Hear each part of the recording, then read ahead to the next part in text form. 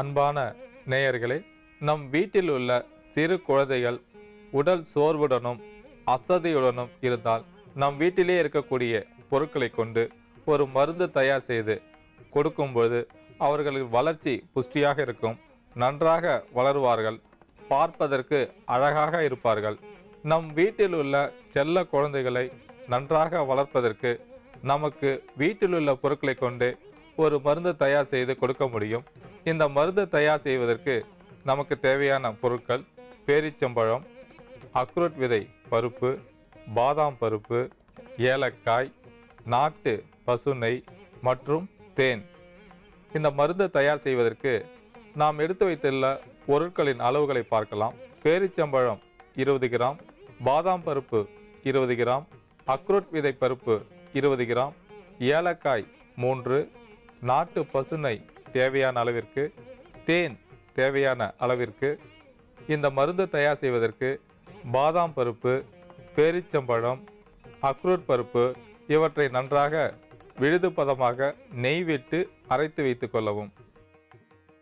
இப்பொழுது இந்த மருந்துடன் ஏலக்காய் 3 எடுத்து நன்றாக தூள் செய்து சேர்க்கவும்.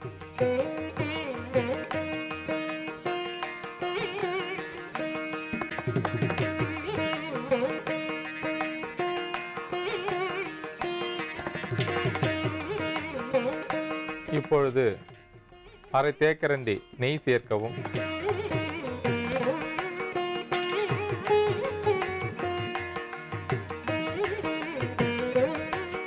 இப்பொழுது அரை தேக்கரண்டி தேன் சேர்க்கவும்.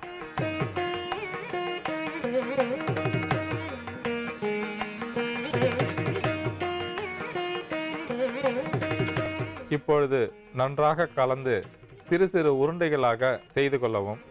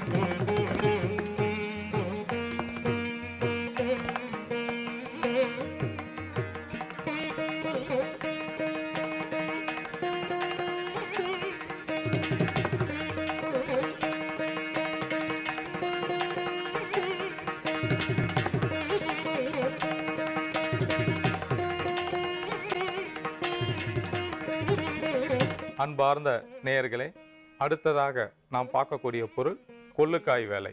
நம் சாலையோரங்களில் அடிக்கடி இந்த செடியை பார்த்திருப்போம். இந்த செடியில் காய்கள் அதிகமாக இருக்கும். இதை கொள்ளுக்காய் வேலை என்பார்கள். இந்த செடியை போல அவுரி செடியும் இருக்கும். அதில் இந்த காய்கள் குறைவாக இருக்கும். பூக்கள் இளம் ஊதா நிறத்தில் இருக்கும். ஆனால் கொள்ளுக்காய் வேலை என்பது இந்த செடியில் அதிக அளவில் காய்கள் இருக்கும். சாலையோரங்களில் அதிகமாக நாம் பார்க்கக்கூடிய செடிதான். இந்த செடியில் முக்கியமாக வேர் பகுதி அதிக மருத்துவ பண்புகளை கொண்டுள்ளது. கொள்ளுக்காய் வேரை எடுத்து, அதாவது பச்சையாக இருக்கும்போது அந்த வேரை எடுத்து தூசு மண் துகள் இல்லாமல் சுத்தம் செய்துவிட்டு மோரில் அரைத்து சாப்பிட்டு கொண்டு வரும்போது வயிற்று பகுதியில் உள்ள பல பிரச்சனைகளை சரி செய்யக்கூடியது. முகப்பருக்கள் இருக்கும்போது இந்த கொள்ளுக்காய் வேலை செடியின் வேரை சிறிதளவு எடுத்து மோர் விட்டு நன்றாக அரைத்து முகப்பருக்களின் மீது போட்டு வரும்போது அந்த முகப்பருக்களானது உடனடியாக மறையும்.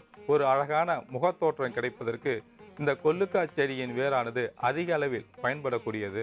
ஆண்களுக்கு தாதுபலம், அதாவது விந்து நீர்த்து போயிருக்கும் போது கொள்ளுக்காய் செடியின் வேர் 1/4 தேக்கரண்டி, நீர்முள்ளி விதை 1/4 தேக்கரண்டி, ஆலம் விதை கால் தேக்கரண்டி இவற்றை நன்றாக தூள் செய்து வைத்துக்கொண்டு இவற்றை 3 பாகமாக பிரித்து காலை, மதியம், இரவு என்று 3 வேளையும் நெய்யில் குழைத்து சாப்பிட்டுவிட்டு நாட்டு பசும்பால் சாப்பிட்டு கொண்டு வரும்பொழுது அந்த தாது பலம் ஏற்படும், நீர்த்த விந்துவானது கட்டிப்படும்.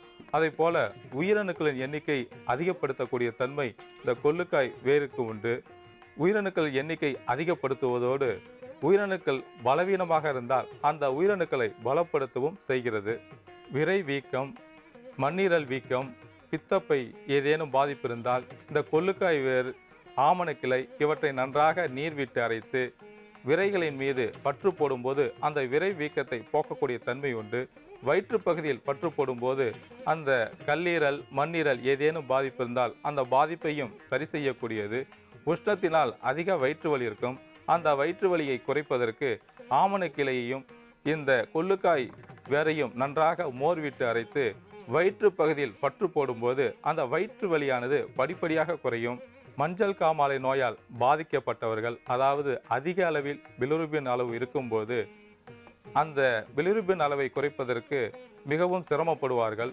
அவ்வாறு இருக்கும் பட்சத்தில் கொள்ளுக்காய் வேர் ஒரு சிட்டிகை, ஆமணக்கிளை ஒரு பிடி, கீழாநெல்லி ஒரு பிடி, மஞ்சக்கருசாலை ஒரு பிடி இவற்றை நன்றாக மோர் விட்டு அரைத்து காலையில் வெறும் வயிற்றில் சாப்பிட்டு கொண்டு வரும்போது அந்த காமால நோய் படிப்படியாக குறையும்.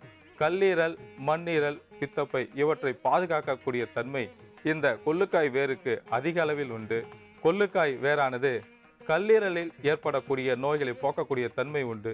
ஆகையால் கொள்ளுக்காய் செடியில் உள்ள வேரையும் நாம் எடுத்து வைத்துள்ளோம். அடுத்ததாக நாம் பார்க்கக்கூடிய பொருள் சிறிய வெங்காயம். வெங்காய செடியில் உள்ள, அதாவது அந்த பூக்களானது உடல் உஷ்ணத்தை போக்கக்கூடிய தன்மை உண்டு. உடல் உஷ்ணம் அதிகமாக இருக்கும்போது வெங்காயப்பூ சிறிதளவு எடுத்து மிளகு, ஜீரகம் இவற்றை சேர்த்து தீநீராக்கி பருகி வரும்போது உடல் உஷ்ணம் படிப்படியாக குறையும். கண் சிவப்பு, கண் மங்கல் போன்ற பாதிப்புகள் இருக்கும்போது வெங்காயப்பூ எடுத்து நன்றாக கசக்கி கண்களில் ஒரு துளி விட்டு வரும்போது கண்களில் ஏற்பட்டுள்ள பாதிப்பானது படிப்படியாக குறையும். உடல் உஷ்ணமாக இருக்கும்போது, உடல் எரிச்சல் இருந்தாலும், உடல் நமைச்சல் இருந்தாலும் வெங்காயப்பூ ஒரு பிடி, மிளகு, ஜீரகம், நாட்டு சர்க்கரை இவற்றை சேர்த்து தீநீராக்கி பருகி வரும்போது உடல் எரிச்சல் குறையும். நமைச்சல், கரப்பான் போன்ற பல பாதிப்புகளை சரி செய்யக்கூடியது. உடல் அசதி, சோர்வு இருக்கும்போது வெங்காயப்பூ ஒரு பிடி, கோரைக்கிழங்கு கால் தேக்கரண்டி, மிளகு, ஜீரகம், நாட்டு சர்க்கரை இவற்றையெல்லாம் சேர்த்து தீநீராக்கி காலையில் 50 மில்லி வீதம் சாப்பிட்டு கொண்டு வரும்போது உடல் அசதி போக்கும், உடல் சுறுசுறுப்பாக இருக்கும். மூலச்சூடு, மூலநோய் பாதிப்புடையவர்கள் வெங்காயத்தால் பச்சைப்பயிறு, மிளகு, ஜீரகம், சிறிய வெங்காயம் இவற்றையெல்லாம் சேர்த்து கூட்டாகவோ பொரியலாகவோ சமைத்து சாப்பிட்டு கொண்டு வரும்போது உடல் உஷ்ணம் படிப்படியாக குறையும். மூல நோயிலிருந்து மீண்டு வெளியேற முடியும். பெண்களுக்கு ஏற்படக்கூடிய சூதகவலி, உதிரச்சிக்கல் போன்ற பாதிப்புகள் இருக்கும்போது சிறிய வெங்காயத்தை பச்சையாக மென்று சாப்பிட்டு விட்டு குளிர்ந்த நீர் குடித்து கொண்டு வரும்போது அந்த சூதகவலி, மாதவிடாய் கோளாறு, உதிரச்சிக்கல் போன்ற பல பாதிப்புகளை சரி செய்யும். உடல் பகுதியில் கட்டி, வீக்கம், பழுக்காத கட்டிகள் இருக்கும்போது வெங்காயம், சிறிய வெங்காயத்தை ஒரு 3 என்ற எண்ணிக்கையில் எடுத்து நன்றாக அனலில் வாட்டி கசக்கி அந்த சக்கையை கட்டி, வீக்கம் இவற்றின் மீது வைத்து கட்டி வரும்போது அந்த வீக்கம் படிப்படியாக குறையும். காது வலி அதிகமாக இருக்கும்போது சிறிய வெங்காயத்தை ஏற்று நன்றாக இடித்து சாறு எடுத்து அந்த சாறை காதில் ஒரு துளி விடும்போது அந்த காது வலியானது படிப்படியாக குறையும். இரத்தத்தில் உள்ள நச்சு பொருட்களை வெளியேற்றுவதற்கு வெங்காயத்தை இடித்து நன்றாக சாறு எடுத்து வைத்துக் கொள்ள வேண்டும். ஒரு தேக்கரண்டி வெங்காய சாறு, ஒரு தேக்கரண்டி காடி நீர் இவற்றை நன்றாக கலந்து 3 பாகமாக பிரித்து காலை, மதியம், இரவு என்று உணவிற்கு முன்பாக வெங்காய சாறு, காடி நீர் கலந்த அந்த மருந்தை சாப்பிட்டு கொண்டு வரும்போது இரத்தத்தில் அதிகப்படியாக உள்ள மாசுகள் வெளியேறும். அதாவது புகையிலை, சிகரெட், மது பழக்கம் இருக்கும்போது இரத்தத்தில் பிராணவாயு குறைந்து அந்த இரத்தமானது அசுத்தமடைந்து உடலில் உள்ள பல உறுப்புகளை பாதிக்கும்.